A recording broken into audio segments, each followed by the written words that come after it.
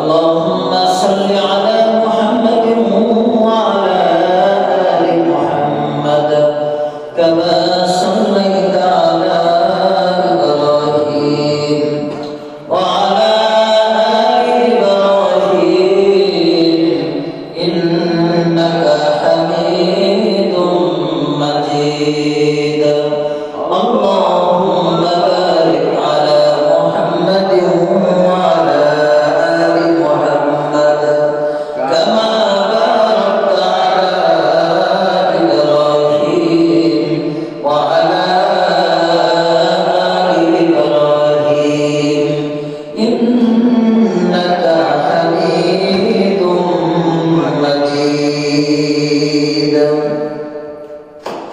সমস্ত প্রশংসা মহান আল্লাহ জাল্লা শাআনুহুর দরবারে, যেই মহান রব্বে কারীম আমাকে আপনাকে রবের গোলামি করবার উদ্দেশ্যে আল্লাহর ঘর মসজিদে আগে আগে আসা এবং বসার তৌফিক এনায়েত করেছেন।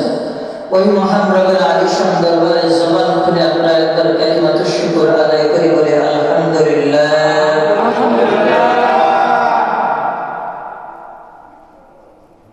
আমি কিছু দ্বীনি নসিহত পেশ করার ইরাদা করেছি। আপনারাও কিছু দ্বীনি নসিহত শুনবার উদ্দেশ্যে মসজিদে আগে আগে উপস্থিত হয়েছেন। আমি যে বলবার ইরাদা করেছি, তৌফিক যদি আল্লাহ না দেন আমার বলার ক্ষমতা আছে? আপনাদেরও শুনবার ক্ষমতা নাই যদি আল্লাহ আপনাদেরকে তৌফিক না দেন। কিসমত যদি ভালো হয়, অল্প কিছু কথায় মানুষের দিল পরিবর্তন হয়। কিসমত যদি মন্দ হয়, অনেক নসিহত গাইলা দিলেও কোনো লাভ হয় না। অতএব আল্লাহওয়ালা বুজুর্গ যারা ছিলেন, তারা হাসতে হাসতে কিছু কথা বলতেন। এই কথার মধ্যে এমন নসিহত হয়ে গেছে যে মানুষের দিলের পরিবর্তন হয়ে গেছে। এজন্য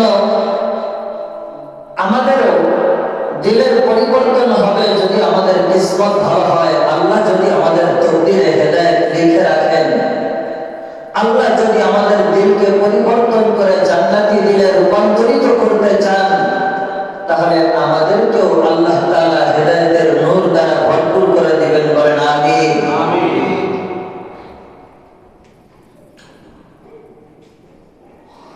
একজন মাদ্রাসা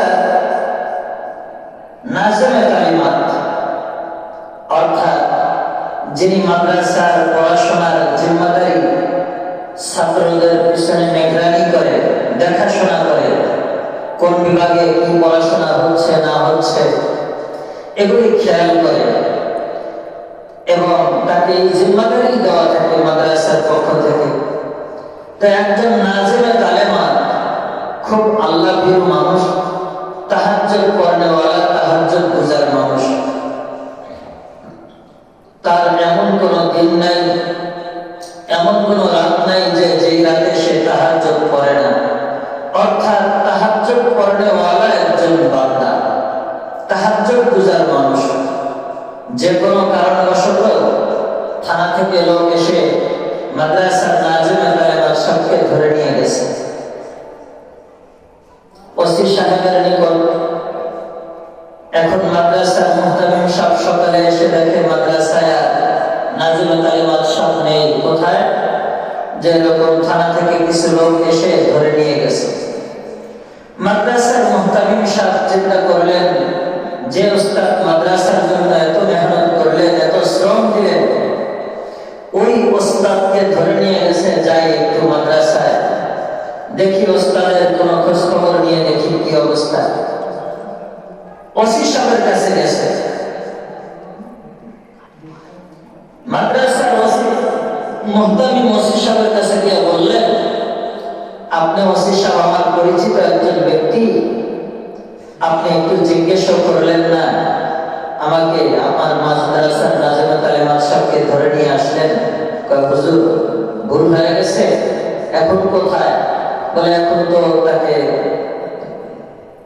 জেল হাজতে পাঠানো হয়েছে।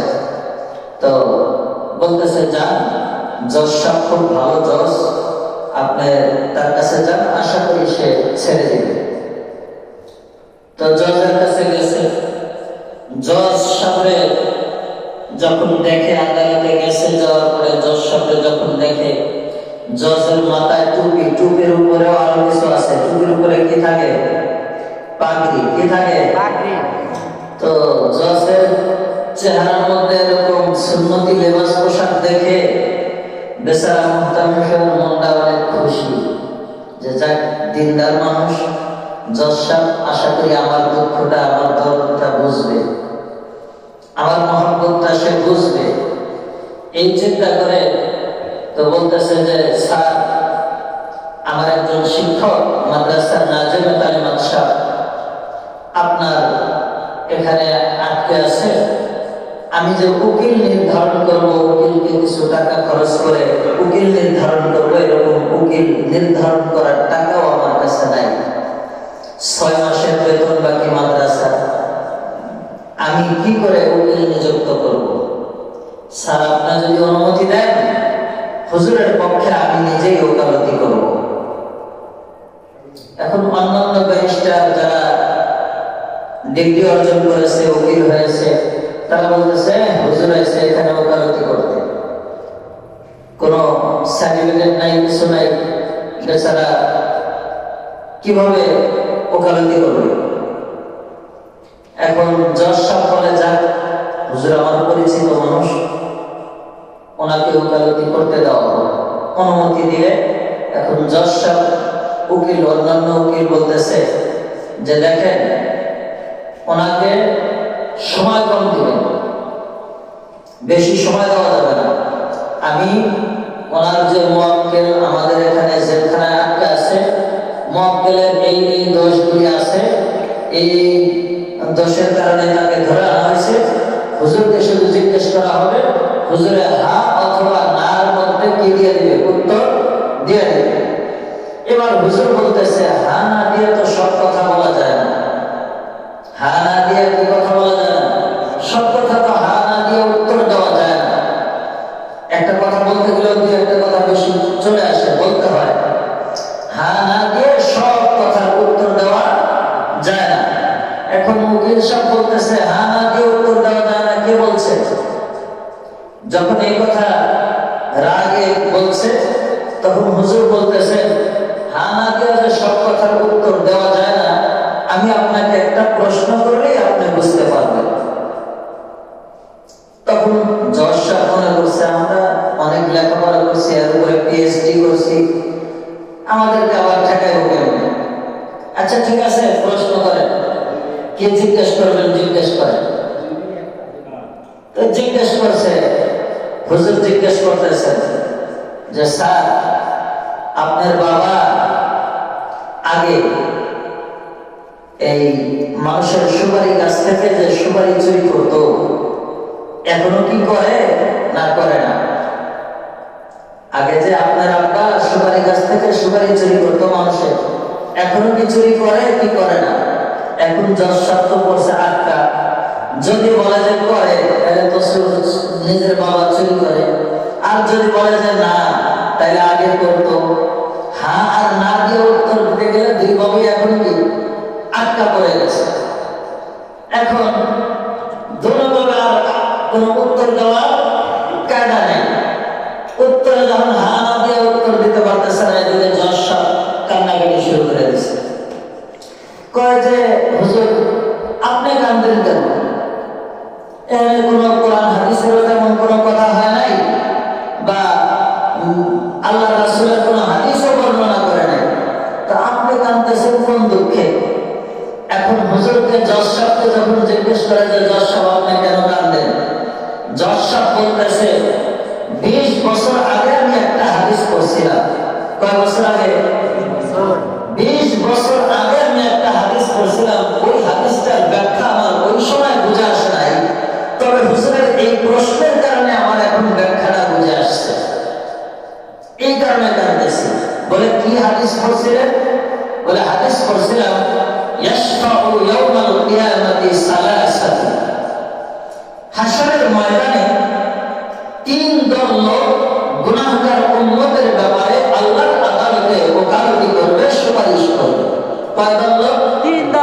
তিন দল লোক, এটা আরবি। ইয়াশফাউ ইয়াউমাল কিয়ামাতি সালাসাতু, তিন দল লোক। একদল হলো তারা, একদল হলো আম্বিয়া আলাইহিস সালাম, নবীগণ। আর আরেক দল হলেন আল উলামা ওয়ারাসাতুল আম্বিয়া, যারা নবীদের ইলম অর্জন করার মাধ্যমে জ্ঞান অর্জন করেছেন, আখিরাতের ইলম অর্জন করেছেন তারা। আর তৃতীয় নাম্বার হচ্ছেন যারা দ্বীনের রাস্তায় জিহাদ করে শহীদ হয়েছেন এরা। এই তিন দল ব্যক্তি এরা কি করবে? হাসরের ময়দানে আল্লাহর আদালতে গুনাহগার উম্মতের সপক্ষে ওকালতি করে আল্লাহ তাআলার কাছে তাদেরকে জান্নাতি করবেন এই তিন শ্রেণীর লোক। আমি যে হাদিসটা পড়ছিলাম তখন আমার এই হাদিসটা পড়ার দ্বারা জেহেন নষ্ট হয়ে গেছিল। আমাদের হুজুররা দুনিয়াতে কিছু করতে পারে না, এই হুজুররা নাকি আবার ওখানে আদালত আর ওকালতি করবে আল্লাহর আদালতে। কেমনে এটা সম্ভব? এখন যখন এই কায়দায় জজ সাহেব আটকা পড়ে গেছে, হানা দিয়ে উত্তর দিতে পারতেছে না, তখন বুঝে আসলো যে এলেম, আসমানি এলেমের মর্যাদাই ভিন্ন রকম। আসমানি এলেমের মর্যাদাই আল্লাহর কাছে অনেক দামি। তো এজন্য আসমানি এলেমের মাধ্যমে আল্লাহ তাআলা মানুষকে দুনিয়া এবং আখিরাত উভয় জগতের কল্যাণ দান করে। এজন্য আমাদের এখান থেকে শিক্ষণীয় বিষয় হলো যে আমরা দুনিয়াতে যা কিছু করি না করি, আলেম আমাদেরকে সম্মান করব, ইজ্জত করব, এবং আল্লাহ ওয়ালাদেরকে সম্মান করব, ইজ্জত করব। আল্লাহ তাআলা এই উসিলায় হয়তো আমাকে নাজাত দিতে পারে। এখন এই যে বেচারা জজ সাহেব এখান থেকে একটা ইবরত হাসিল করলেন, শিক্ষা অর্জন করলেন যে হাদিসের ভাষা অনুযায়ী এরা পারবে। আলেম ওলামারা যদি দুনিয়াতে কোনো ব্যবসা করে, ওই ব্যবসার খাতিরেও তারা কামিয়াব হতে পারবে। আলেম ওলামারা যদি নিজেদেরকে জ্ঞানী দাবি করে, তো তারা জ্ঞানী হিসাবে আসলেই লাভবান হবে। এটাই বোঝাইনি একজন আল্লাহ চাইলে কি না পারেন। একজন নেককার স্ত্রী খুব আল্লাহ ভীরু, স্বামী বিদেশ থাকে, ঘরে চোর ঢুকছে। ঘরে কি ঢুকছে? চোর ঢুকছে। এখন এই স্ত্রী চিন্তা করতেছে যে আমি যদি চোরের সামনে যাই তাহলে তো আমার বেইজ্জতি ছাড়া আমার তো পর্দা থাকবে না, পর্দা নষ্ট হয়ে যাবে। আমি চোরকে ধরতে গেলে, আমি যদি চোরকে ধরতে যাই আমার পর্দা থাকবে না, আল্লাহর একটা ফরজ হুকুম মানা হবে না। তাইলে আমি কিভাবে এই চোরকে ধরতে যাই? অতএব চোরকে তো ধরতে যাওয়া আমার দ্বারা সম্ভব না। সে হাত তুলছে, উপরে কথা বলতেছে। উপরে কার সাথে কথা বলে? আল্লাহর সাথে কথা বলে। উপরে কার সাথে? আল্লাহর সাথে। এবার আল্লাহর সাথে ফরিয়াদ করে বলতেছে, ও আল্লাহ, আমার এই ঘরের মধ্যে আমি ছাড়া আর এই চোর ছাড়া দ্বিতীয় কেউ নাই। রব্বে কারীম, মেহেরবানি করে তুমি আমার ইজ্জত আবরুর হেফাজত করো, আমার মান সম্মান আল্লাহ তুমি রক্ষা করো। আল্লাহর কাছে যখন এই মহিলা ফরিয়াদ করলেন, নেটওয়ার্কটা যখন আল্লাহর দিকে দিয়ে দিয়েছেন, তাওয়াজ্জু যখন আল্লাহর দিকে দিয়েছেন, আল্লাহ তার দোয়া কবুল করলেন। কবুল করলেন কেমনে? হঠাৎ করে চোরটা ঢুকে ঘরের মধ্যে এক কোনায় বসে আছে। কোন সুযোগে হঠাৎ করে চুরি করে নিয়ে যাওয়া যায়, এই চিন্তা আছে চোরে। আর এদিকে মহিলা চিন্তা করে, আমি যদি চোরকে ধরতে যাই তাহলে আমার পর্দার উপর খেলাপ হবে, আমার পর্দাটা ভেঙে যাবে, আল্লাহর ফরজ হুকুমটা আমার লঙ্ঘন হয়ে যাবে। দায়ুস হিসাবে যদি আমি হাসরের ময়দানে উঠে যাই তাহলে আল্লাহর জাহান্নাম আমার জন্য অবধারিত। জাহান্নামেও যেতে পারবো না, চোর থেকেও আমাকে বাঁচতে হবে, আমার পর্দাও ঠিক রাখতে হবে। এই কারণে মহিলা আল্লাহর কাছে দোয়া করলেন, আল্লাহ আপনি আমার দোয়া কবুল করেন, আপনি আমার ইজ্জত আবরুর হেফাজত করেন। মহিলা যখন আল্লাহ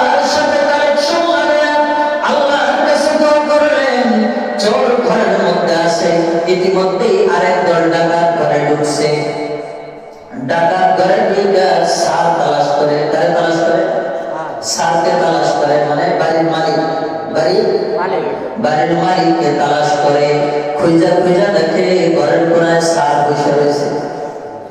ঘরের কোনায় স্যার বসা। এবার ঘরের কোনায় যখন স্যারকে দেখছে, ডাকাত এসে দুইটা পাশার মধ্যে লাঠি দিয়ে পিটনা দিয়ে কয়, বিদেশ থেকে যা কিছু আনছস তাড়াতাড়ি বাইর কর, যা কিছু আছে তাড়াতাড়ি বাইর কর, তাড়াতাড়ি দিয়ে দে। এবার যা কিছু আছে তাড়াতাড়ি দিয়ে দাও। যখন ফিতনা চলতেছে, এবার চলে কয়, আসলে আল্লাহর গজব ছাড়া কিছুই না, আমি তো বিদেশ থেকে কিছুই আনি নাই। এবার ওই মহিলা ডাক দিয়ে কইতাছে, জানের এত মায়া করেন না কেন? আপনারা এত ফিতনা পিটাইতেছে, কোথায় কি আছে দিয়ে দিলেই তো পারেন, জানটা তো বাঁচান।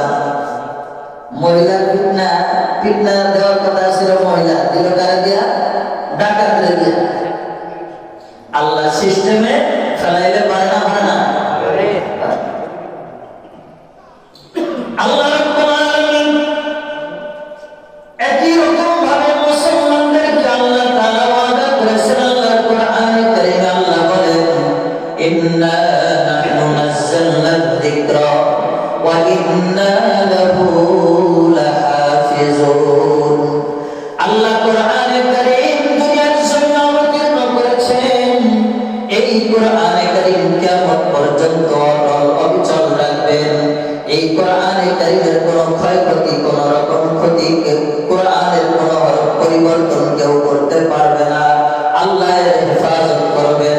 অতএব কোরআনের হেফাজতের সাথে, কোরআনের মান সম্মান রক্ষার সাথে মুসলমান, যেই মুসলমান কোরআনের মান সম্মান রক্ষার্থে কোরআনের হুকুম আহকাম বিধিবিধানগুলো মেনে চলবে, কোরআনের সাথে লেগে থাকবে, কোরআনের সাথে সম্পর্ক রাখবে, এই মুসলমান সহ কোরআন সহ আল্লাহ তাআলা এদেরকে হেফাজত করবেন। বলেন আমিন।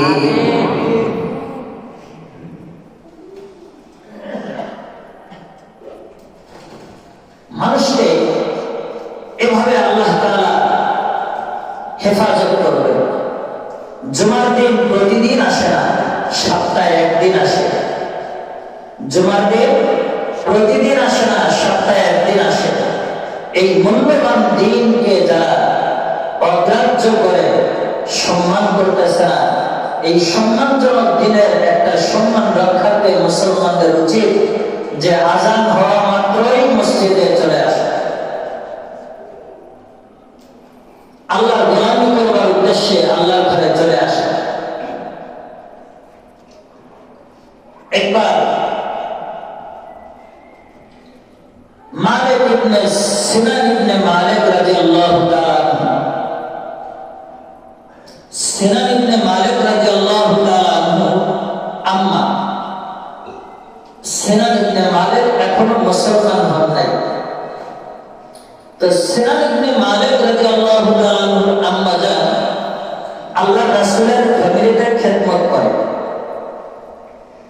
তো আল্লাহর রাসূলের এই সিনান ইবনে মালিক সব সময় আল্লাহর রাসূলের বিরোধিতা করে, আল্লাহর রাসূলের খারাপ কথা বলে, সাহাবীদেরকে নিয়ে খারাপ অকথ্য ভাষায় খারাপ গালিগালাজ করে, নিন্দা করে, এ ধরনের কথা বলে।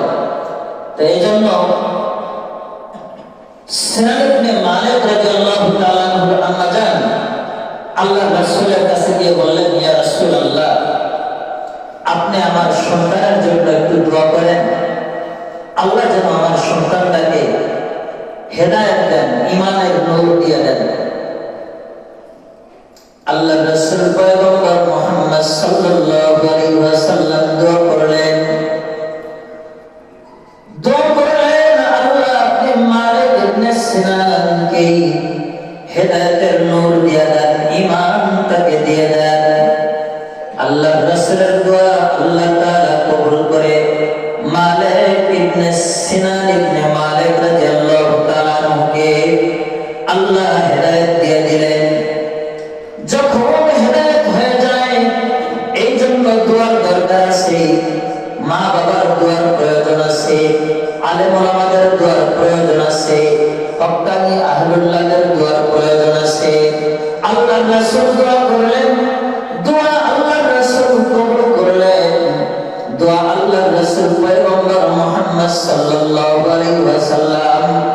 আল্লাহর রাসূলের দোয়া আল্লাহ তাআলা কবুল করেছেন। দোয়া করে মালিক ইবনে সিনান রাদিয়াল্লাহু তাআলা কে আল্লাহ হেদায়েত দিয়ে দিলেন। হেদায়েত দেওয়ার পর মালিক ইবনে সিনান রাদিয়াল্লাহু তাআলা আল্লাহর রাসূলের নিকট আসলেন। আল্লাহর রাসূলের নিকট এসে আল্লাহর রাসূল পয়গম্বর মুহাম্মদ সাল্লাল্লাহু আলাইহি ওয়াসাল্লামকে তিনি বললেন, ইয়া রাসূলুল্লাহ, এই দুনিয়ার মধ্যে আসমানের নিচে জমিনের উপরে সবচেয়ে বেশি ঘৃণার পাত্র ছিলেন আপনি আমার নজরে। আমার মাথার উপর থেকে পাহাড় সরে গেছে, এখন আল্লাহ আমাকে হেদায়েত দান করেছে। এখন এই দুনিয়ার জমিন আসমানের উপরে আপনার নবীর চেয়ে উত্তম চরিত্রওয়ালা, উত্তম আখলাকওয়ালা মানুষ আমার দৃষ্টিতে আর কেউ নাই। হেদায়েত পাওয়ার পরে সিনান ইবনে মালিক রাদিয়াল্লাহু তাআলা আল্লাহর রাসূলের কাছে এই ঘোষণা দিলেন। দেওয়ার পরে আল্লাহর রাসূলকে বলতেছেন যে, ইয়া রাসূলুল্লাহ, আমি তো কালিমা পড়ে মুসলমান হলাম, আমাকে কিছু কাজ দেন, আমাকে কিছু কাজ দেন। তা আল্লাহ রাসূল কিছু কাজ চাইলেন, আল্লাহ রাসূলের কাছে কাজ চাইলেন। বলে, এখন তো নামাজও নাই, নামাজের সময় হয় নাই, তো নামাজও পড়তে পারবে না, মাত্র মুসলমান হয়েছে, তো রমজানের রোজাও এখন নাই, অতএব রমজানের রোজাও রাখার মাসালা এখন নাই। তাহলে সামনে আমরা জিহাদে যাব, এখন তো তুমি মাত্র মুসলমান হয়েছে, তুমি রেস্ট নাও, তোমার ঈমানটা আরো মজবুত করো, পরে আমাদের সাথে যুদ্ধের ময়দানে অংশগ্রহণ করো। মালিক ইবনে সিনান রাদিয়াল্লাহু তাআলা বললেন, ইয়া রাসূলুল্লাহ, আপনি যাবেন জিহাদের ময়দানে আর আমি মালিক ইবনে সিনান বাসায় বসে ঘুমাবো, এটা কেমন হয়? আমি পারবো না, আমিও যুদ্ধের ময়দানে যাব। তো যুদ্ধের ময়দানে রওনা করলেন, যুদ্ধের ময়দানে রওনা করলেন, যুদ্ধে যাবেন। যুদ্ধের ময়দানে যাওয়ার পরে যুদ্ধ শেষ, এক পর্যায়ে সকল সাহাবীরা মদিনার পথে চলে আসতেছে। সিনান ইবনে মালিক রাদিয়াল্লাহু তাআলা আনহুর আম্মা জান, বৃদ্ধ মানুষ, তিনিও আয়েশা রাস্তায় দাঁড়াইছে। রাস্তায় দাঁড়ায় সকলেই সকলের গার্জিয়ানরা আয়েশা সকলকেই রিসিভ করে নিচ্ছে। যুদ্ধ করে যে সকল সাহাবীরা আসতেছে মদিনার রাস্তা দিয়ে, সকলের গার্জিয়ানরা বাড়ি থেকে আগে আগে গিয়ে নিয়ে আসতেছে। তো মালিক ইবনে সিনান ইবনে মালিক রাদিয়াল্লাহু তাআলা আনহুর আম্মা জান তাকে রিসিভ করার জন্য মদিনার ওই পথে দাঁড়িয়ে আছে। কিছুক্ষণ পরে আল্লাহর রাসূল পয়গম্বর মুহাম্মদ সাল্লাল্লাহু আলাইহি ওয়াসাল্লাম দূর থেকে দেখা যায় যে আল্লাহর রাসূল এই মদিনার পথে হেঁটে হেঁটে আসতেছেন। সিনান ইবনে মালিক রাদিয়াল্লাহু তাআলা আনহুর আম্মা জান আল্লাহর রাসূলকে লক্ষ্য করে বললেন, ইয়া রাসূলুল্লাহ, আমার সন্তান সিনান ইবনে মালিক রাদিয়াল্লাহু তাআলা আনহুর খবর কি? কোথায় আমার সন্তান? জিহাদের ময়দানে সিনান ইবনে মালিক রাদিয়াল্লাহু তাআলা আনহু শহীদ হয়ে যায়। যুদ্ধ করতে করতে শহীদ হয়ে গেছে। আল্লাহর রাসূল চিন্তা করলেন, এই মুহূর্তে যদি তারা আম্মা জানকে আমি এই সংবাদ দেই, বৃদ্ধ মানুষ হয়তোবা সে এই সংবাদ নেয়ার পরে টিকতে পারবে না। এ কারণে আল্লাহর রাসূল তাকে বললেন, আপনি ধৈর্য ধারণ করেন, একটু সবর করেন, দাঁড়িয়ে থাকেন। আমার পিছনে আবু বকর সিদ্দিক রাদিয়াল্লাহু তাআলা আনহু আসতেছে। আবু বকর সিদ্দিক রাদিয়াল্লাহু তাআলা আনহুর কাছে আপনি বিস্তারিত খবর জেনে নেবেন। আল্লাহর রাসূল সামনে চলে গেল। কিছুক্ষণ পর আবু বকর সিদ্দিক রাদিয়াল্লাহু তাআলা যখন এসে উপস্থিত হয়, তখন সিনান ইবনে মালিক রাদিয়াল্লাহু তাআলা আম্মা জান আবু বকর সিদ্দিক রাদিয়াল্লাহু তাআলা কে জিজ্ঞেস করলেন, আবু বকর সিদ্দিক, আমার সন্তান সিনান ইবনে মালিক রাদিয়াল্লাহু তাআলা কি অবস্থা? জিজ্ঞেস করলে আবু বকর সিদ্দিক রাদিয়াল্লাহু তাআলা তিনি জিজ্ঞেস করলেন, আল্লাহর রাসূল তো আগে আগে চলে গেলেন, আপনি আল্লাহর রাসূলের কাছেই তো জিজ্ঞেস করতে পারতেন। তখন আম্মা জান বললে, আমি তো আল্লাহর রাসূলকে জিজ্ঞেস করেছি, আল্লাহর রাসূল বলেছেন বিস্তারিত খবর আবু বকর সিদ্দিক রাদিয়াল্লাহু তাআলার কাছে জানতে, এই জন্য আমি আপনাকে জিজ্ঞেস করলাম। এবার আবু বকর সিদ্দিক রাদিয়াল্লাহু তাআলা চিন্তা করলেন, যেহেতু আল্লাহর রাসূল আমার আগেই রাস্তায় চলে গেছেন, আল্লাহর রাসূল এই মহিলাকে সংবাদটা ইচ্ছা করলে দিতে পারতেন, কিন্তু দেন নাই। তিনি যে জিহাদ করতে গিয়ে শহীদ হয়ে গেছেন, এই সংবাদটা তো আল্লাহর রাসূল দিতে পারতেন, কিন্তু আল্লাহর রাসূল যেহেতু এই সংবাদ দেন নাই, আমি সাহাবী হয়ে কি করে এই সংবাদটা তাকে দেই? আর আমি যদি এই সংবাদ দেই তাহলে হয়তো সে কোনো ক্ষতির আশঙ্কা হতে পারে। আল্লাহর রাসূল যেহেতু শাহাদাতের সংবাদ শোনায় নাই, আমিও তার শাহাদাতের সংবাদ কি করে শোনাই চিন্তায় পড়ে গেলেন। চিন্তায় পড়ে আবু বকর সিদ্দিক রাদিয়াল্লাহু তাআলা ভাবলেন যে আমি এবার তাকে কি করে সান্ত্বনা দেই। সান্ত্বনা দেওয়ার উদ্দেশ্যে আবু বকর সিদ্দিক রাদিয়াল্লাহু তাআলা সিনান ইবনে মালিক রাদিয়াল্লাহু তাআলা আম্মা জানকে বললেন, আম্মা জান, আমার নবী করিম সাল্লাল্লাহু আলাইহি ওয়াসাল্লাম যেই কথা বলেছেন আমারও ওই একই কথা। আপনি এখানে ধৈর্য ধরেন এবং দাঁড়িয়ে থাকেন, কিছুক্ষণ পরেই সিনান ইবনে মালিক রাদিয়াল্লাহু তাআলা আসবে।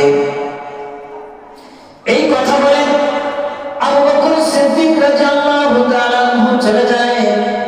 কিছু দূর যাওয়ার পরে আবু বকর সিদ্দিক রাদিয়াল্লাহু তাআলা যখন কিছু দূর চলে গেছেন, কিছু দূর চলে যাওয়ার পর আবু বকর সিদ্দিক রাদিয়াল্লাহু তাআলা চিন্তা করলেন, আমি এই সংবাদটা কেমন করে দিলাম?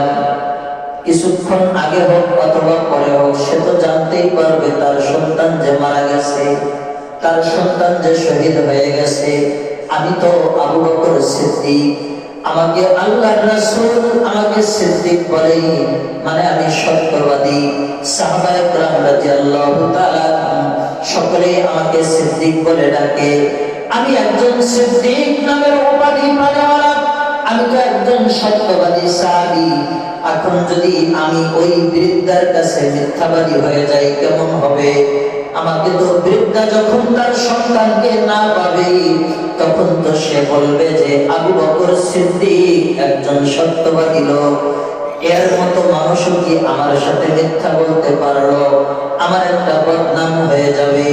এবার আবু বকর সিদ্দিক রাদিয়াল্লাহু তাআলা হাত তুলে আল্লাহর কাছে ফরিয়াদ করতেছেন, ওগো আল্লাহ, আমাকে তোমার নবী সিদ্দিক নামের উপাধি দিয়েছে, সাহাবায়ে কেরাম সকলেই আমাকে সিদ্দিক নামে ডাকে, আমাকে সত্যবাদী হিসাবে সকলেই জানে। আল্লাহ, তুমি এই সিদ্দিকের ইজ্জত রক্ষা করো, এই সিদ্দিক নামের উপাধি যেন নষ্ট না হয়ে যায়, সিদ্দিকটা যেন ঠিক থাকে। আল্লাহ, তুমি এর হেফাজত করো। আবু বকর সিদ্দিক রাদিয়াল্লাহু তাআলা ফরিয়াদ আল্লাহর দরবারে কবুল হয়ে যায়। যেই সাহাবী সিনান ইবনে মালিক রাদিয়াল্লাহু তাআলা শহীদ হয়ে গিয়েছিলেন, ওই সিনান ইবনে মালিক রাদিয়াল্লাহু তাআলা কে আবু বকর সিদ্দিক রাদিয়াল্লাহু তাআলা সম্মানের খাতিরে আল্লাহ তাআলা তাকে আবার জীবিত করে পৌঁছিয়ে দেন।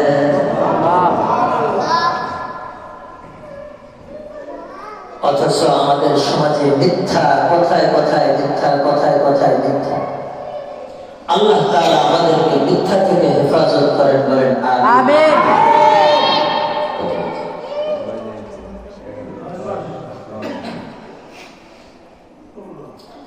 যেহেতু সময় নেই, আমাদের জুমার নামাজের গুরুত্ব একটু সময় মতো পড়া। আমরা ইনশাআল্লাহ যারা এখন আসি নাই দ্রুত চলে আসি। আমাদের এখন সুন্নত পড়ার সময় হয়ে গেছে। মেহেরবানি করে যারা সুন্নত পড়েন নাই সুন্নত পড়েন।